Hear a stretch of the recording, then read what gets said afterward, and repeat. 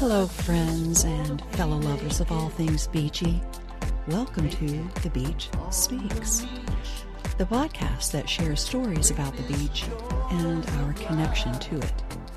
I'm your host and beach lover, Paige Friend, helping you reconnect with the beach, return to your soul, and reimagine your life. So grab a cool drink, relax in your beach chair, stick your toes in the sand, and enjoy this episode of The Beach Speaks.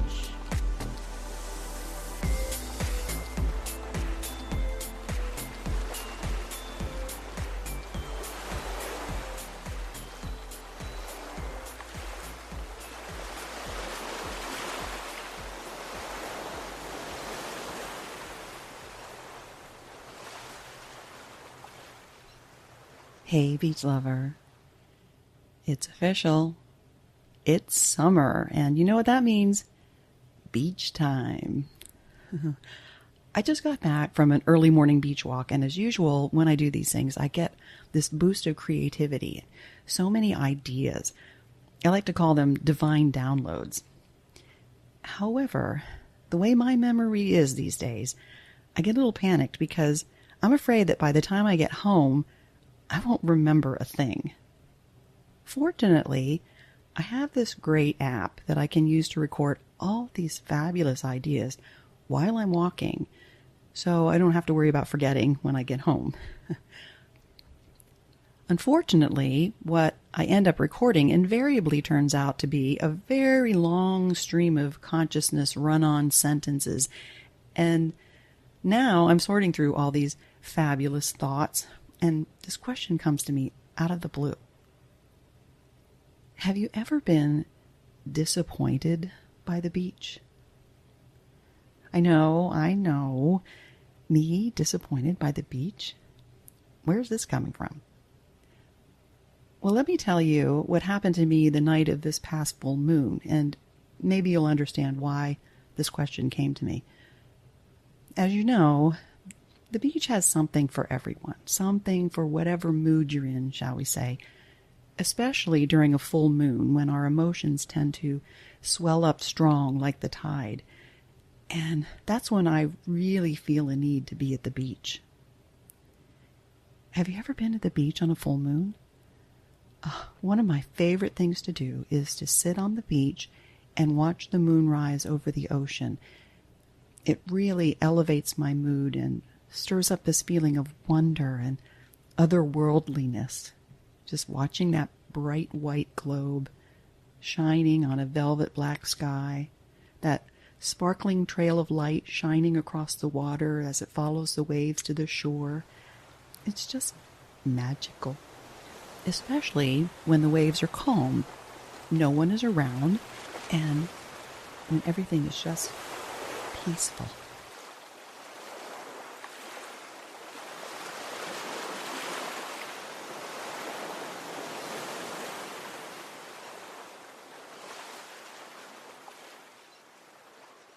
I was really excited to see this moonrise because in the past 3 or 4 months, we'd either been out of town, or if we were home, there'd be a storm, or it was just too cloudy to see anything. I couldn't wait to walk down to the beach to find that quiet spot in the sand and just bask in that magical moon glow. And all day I kept checking the time and tides chart, and the official moonrise was still 9:07. Nothing had changed. But I wanted to get there a little early and maybe catch some of the last remaining colors from the sunset. So around 8:30, I started gathering up my stuff. I didn't want to lug this huge beach bag, so I grabbed a small bag that I could just carry over my shoulder, and I stuffed it with my new extra large, super soft beach towel that Ernie bought me for Mother's Day, and tucked in my AirPods so I could listen to my full moon playlist. And just before I walked out the door, I ran back to my office to grab my moonifesting journal and a pen. I just wanted to be sure I had something in case I had some kind of divine download. But really, I don't know what I was thinking. How was I going to write anything in the dark? Well, Of course, I had my phone to take pictures, even though using my phone to take pictures of the moon is kind of an exercise in futility because it takes terrible pictures at night. But every once in a while, I get lucky and manage to get something decent.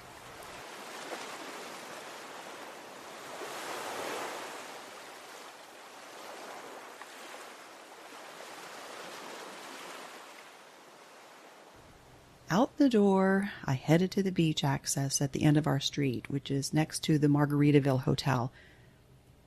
I tried not to pay attention to these ominous clouds that were moving across the sky in the distance, because, like the law of attraction, energy flows where your attention goes. I just hoped they would be gone by the time I got there. People were sitting by a fire pit on the patio bar, talking loudly over the sounds of a guy in a microphone singing Cheeseburger in Paradise. And I could tell the ocean wasn't going to be calm because the only thing louder than the bar was the sound of the waves. Not only was the surf rough, the clouds I had tried to ignore were now storm clouds moving eerily close to where the moon would rise. And between the clouds, there was this kind of odd orange glow. I guess it was the moon? I'd never seen the moon shine through the clouds like that. It was technically the strawberry moon, so maybe pink, but not orange. And to top it off, there were a lot more people around than I expected. I mean, what did I expect? It was a Friday night, the start of summer, and I'm sure people were eager to get their weekend on. I could just feel my mood shift from excited to annoyed because I just didn't have time to search up and down the beach for a secluded place to sit. So I ended up choosing the nearest spot where it looked like no one would be sitting, right next to one of the empty red lifeguard chairs. And I started feeling a little better, thinking this might be the place to get a cool shot of the chair and the moon in the background. I tugged the towel out of my tiny beach bag and attempted to spread it out on the uneven stretch of sand. And this towel was larger than I was used to, and I kept walking over it with my sandy feet, which kind of irritated me. But I have to say, the towel was nice and soft, and the sand wasn't really that bad. But to add to my irritation, I sat down, got settled, held up my phone, and was just about to get this great shot of the lifeguard chair and the orange glow of the sky behind it, when somebody with a metal detector walked right in front of me, stopped at the chair, and started fumbling with some part at the end that looked like it kept falling off. I said to him, in my head, "Of all the places you could stop, why did it have to be here?" Just as I was trying to take a picture. I stood up and I dragged my towel through the sand to another spot and immediately regretted my choice because then a couple walking hand in hand stopped in front of me to look at the moon. They eventually moved on, but I don't know. It just seemed like I couldn't get away from anyone. Nothing was going like I expected. There wasn't any sparkling moon glow, just the bright light of the dredging equipment about a quarter mile up the beach. And I could still hear the noise from the bar behind me, and I tried putting my headphones on and just listening to the songs on my full moon playlist, but I don't know. It just wasn't doing it for me. I wanted a quiet, magical, full moon experience, and this was not it. I was disappointed, and I wanted to blame the beach. Except I couldn't blame the beach. This was all on me. My expectations.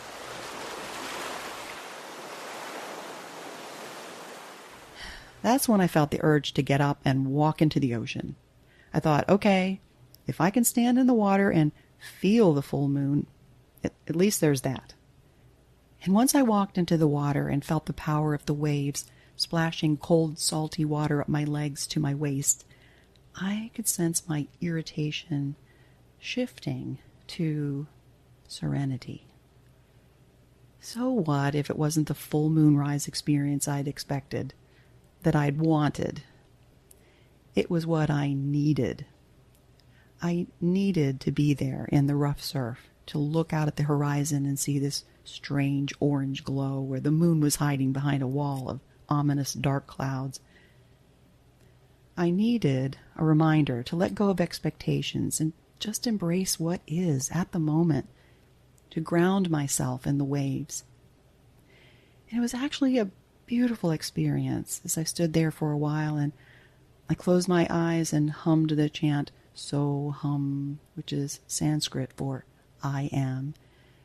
Just letting the sound roll through me, focusing only on the vibration of the waves and the feeling of the sand around my feet. There were still people around, there was still the noise from the beach bar, all of that. But at that moment, it was just me on the beach, standing in the waves. The moon was there, I just couldn't see it. And that was okay. So after a few minutes standing in the surf, I went back to my towel, brushed the sand off my feet, and did a few yoga stretches, and thanked the beach for this moment, for reflecting back to me what I already know about myself. That my serenity is inversely proportional to my expectations, meaning that the greater my expectations are, the less serenity I have. I reached into my beach bag and pulled out my journal and scribbled 3 words on the blank page. Expectations, serenity, waves. That's all I needed to write. The rest of the words were in my heart.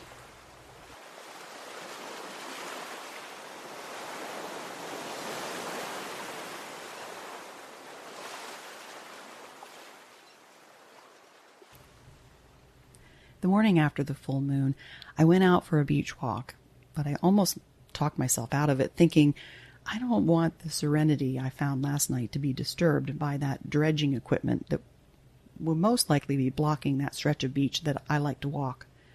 But I decided to go anyway. If that part of the beach was blocked off, I would just take my serenity and go the other way. And much to my delight, that entire operation had moved about a mile up the beach at the spot where I usually turn around anyway. Also, to my surprise, the beach was exactly how I expected it to be on the full moon. The waves were calm, no clouds, and even though it was the sun, not the moon, that was shining over the water, the whole vibe was magical. I walked along the edge of the water, staring at the sparkles of white light dancing on the tips of the waves, and I took some beautiful pictures with my phone. The beach was waking up. There were beach walkers, dog walkers, the lifeguards were setting up their chairs, and parents with armfuls of beach gear yelling at their kids, kicking up sand as they raced toward the water. And in the midst of all this activity, I felt like the beach was all mine. No disappointment, no irritation. My serenity had been restored. Next time I'm packing up to go to the beach, I'm going to leave my expectations behind because the beach has exactly what I need.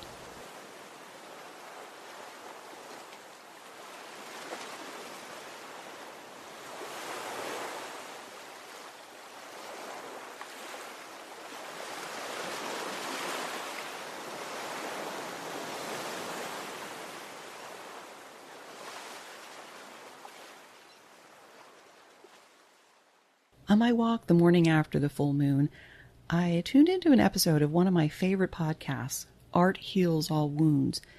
It was a lovely conversation that the host Pam Uzel had with a poet and musician, and it was about deep listening and then writing about what you heard. The idea really resonated with me because quite often the beach speaks to me through the words of others. And then as I'm walking on the beach, the energy just transmutes those words that I'm hearing into thoughts that I feel compelled, I need to get it all down on paper and then maybe record it for the podcast.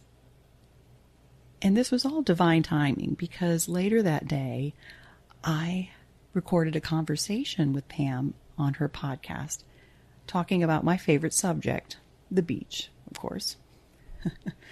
I'll let you know when it comes out because I know you're going to want to listen to it. And in the meantime, you can hear Pam tell her story on The Beach Speaks. I'll put a link to the episode in the show notes.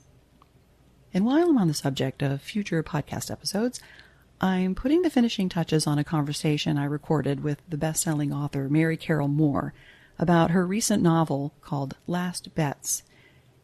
It's about a world where art, scuba diving, and the gambling underworld converge on an island that's being threatened by a dangerous tropical storm. That episode is coming out next week, so stay tuned. Finally, you know I love to hear how the beach speaks to you, and I wanted to share this message from Rachel, who lives in the Tampa area and is a longtime fan of the podcast. Rachel writes, "Hey Paige and fellow beach lovers, when I think about my favorite beach, I always think of Florida beaches as being so incredibly beautiful and, of course, so accessible. I am most fond of the Gulf of Mexico beaches because they're so gentle and accommodating most days.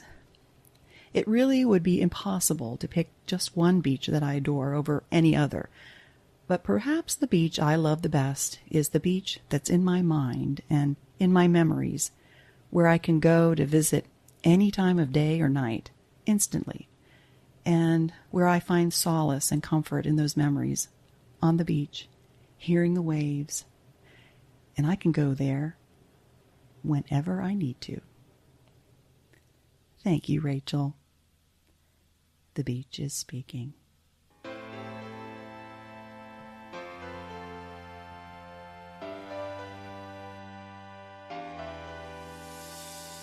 Thank you for tuning in to another episode of The Beach Speaks. If you enjoyed what you heard, please spread the beachy vibes and share it with a friend. Because, let's be honest, who doesn't want more beach in their lives? And if more beach is what you crave, go to thebeachspeaks.com and sign up for my newsletter. It's an easy way to stay in the know, collect some tips and travel hacks for your next beach adventure, and find out what I'm doing at the beach.